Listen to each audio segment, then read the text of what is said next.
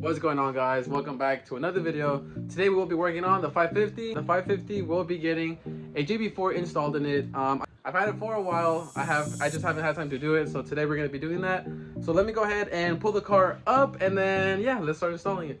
Looking at the engine bay, we're going to be working around this area right here.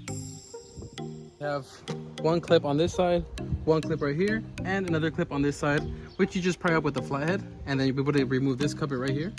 With all three pulled out, you can now just get this and pull it this way. It is also held on by this right here, and it holds on to the pole.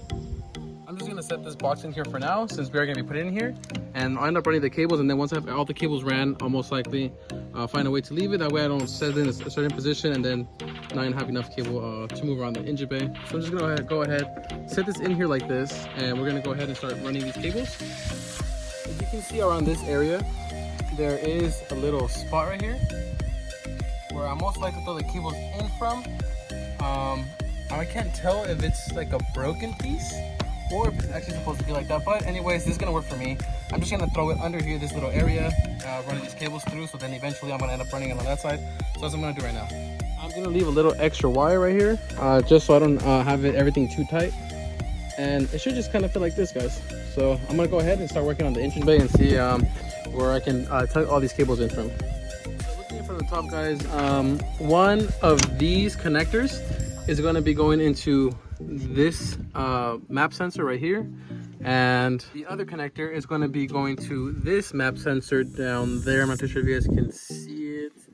It's in there. So honestly, I'm pretty sure you don't have to move anything to connect them. They should be pretty much straightforward. The only thing you might need is a pick. You guys can route the cable however you want to.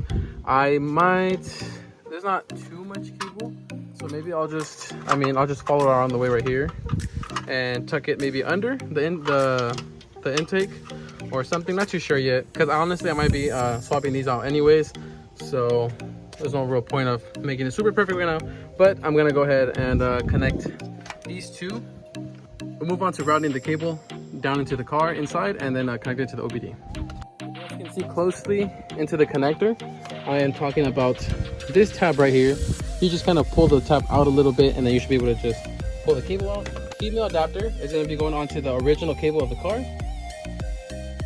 and then the male adapter will be going to the actual mass airflow sensor. This other end will be doing on the passenger side. So now I'm gonna go ahead and flip the camera and then show you guys how to do it on the passenger side. Same thing on this side, guys. I'm just gonna go ahead and pry also the tab, which I think I should be able to do the same way. There's a little bit less space on this side. There we go. It should come out. So now I'm gonna go ahead and get the cable. I'm gonna go ahead and connect the sensor now, and then probably gonna reroute this cable through the front of the fan strap. By the way, all the cables are black, so you can't really tell anything's aftermarket. And then we're gonna go ahead and move on to running the cable inside the car. Moving to the inside of the car, we're gonna remove this panel right here, which is held on by 2 bolts. So I'm gonna go ahead and remove this real quick. There's also gonna be 2 T15s right behind that over here on this side. And all that does is connect this panel to the under panel. So I'm gonna go ahead and remove those now. Both bolts removed in the back. This is gonna be your feet airbag. So at this point, make sure to remove your battery terminal because if you do end up disconnecting this cable, you're gonna get an airbag light if you don't already. So make sure you go ahead and do that first. I'm gonna go ahead and disconnect this after disconnecting the battery, and then work on getting this plastic piece off.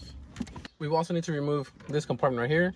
So just gonna pull back, open it, and remove these 2 T15s from right here. Now just go ahead and pull down on this compartment, and it should just come right out, and you'll have access to the full inside. Now the only thing holding this down will be these clips right here. So just go ahead and pull down on the whole bottom part. Now that I got the pan under out of the way, I'm gonna go ahead and see if I can find an opening where I can pull the cable down from the bottom. And yeah, so let me go ahead and find a spot, and then I'll let you guys know where I find.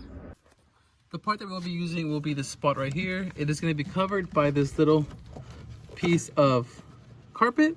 Go ahead and peel that back, and you'll find a little hole. Go ahead and stick your finger in through there, and have someone on the other side feel where your finger is, and it's pretty much kind of behind the gas pedal, up in that part. So I'm gonna go ahead and maybe put a string or something through there, or whatever I can find that's stiff, and just tie the cable on the other side and pull it up through here, and we'll be able to connect it to our cable on this side. So I'm gonna go ahead and do that right now. Pretty much what we did is we ended up getting this little pick tool, and we stuck this pick tool through the hole, and on the other side I was able to hook it, and now we have this part of the cable pulled out.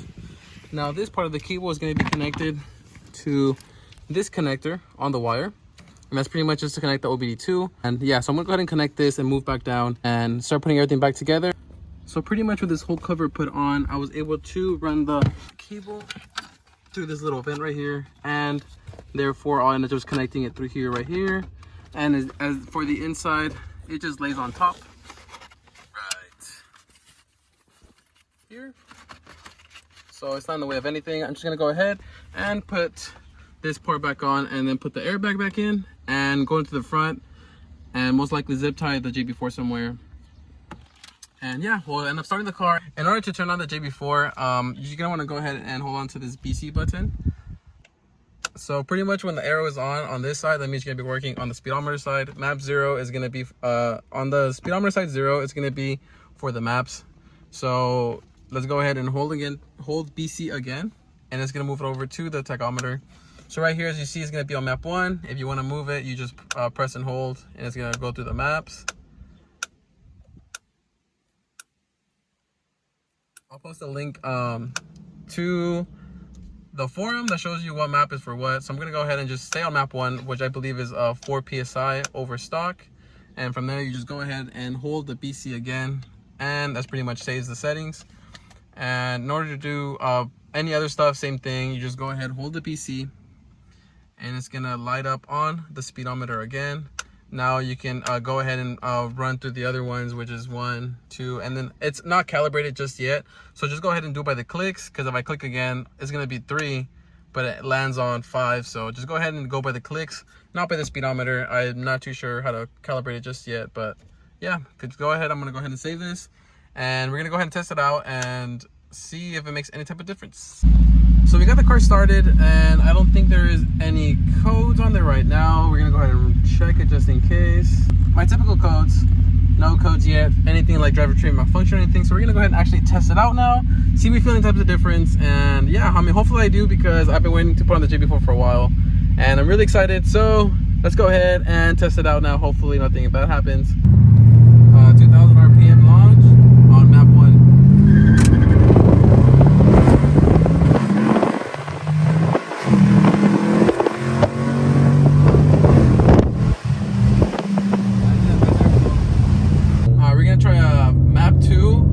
First gear pull and see how it feels.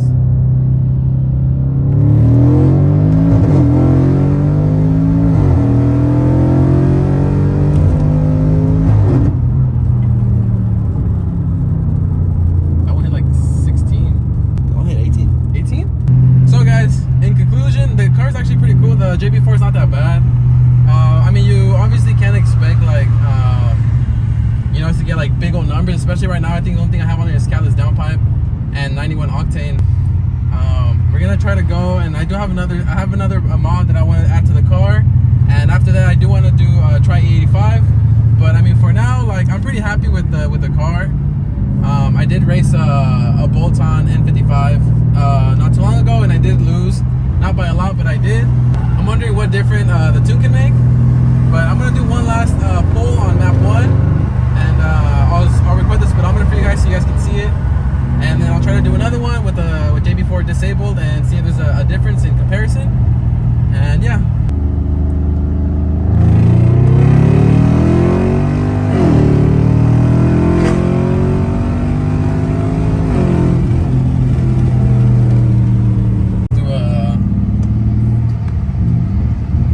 I'll do a second gear pull. Second at 3,000. 1, 2, 3.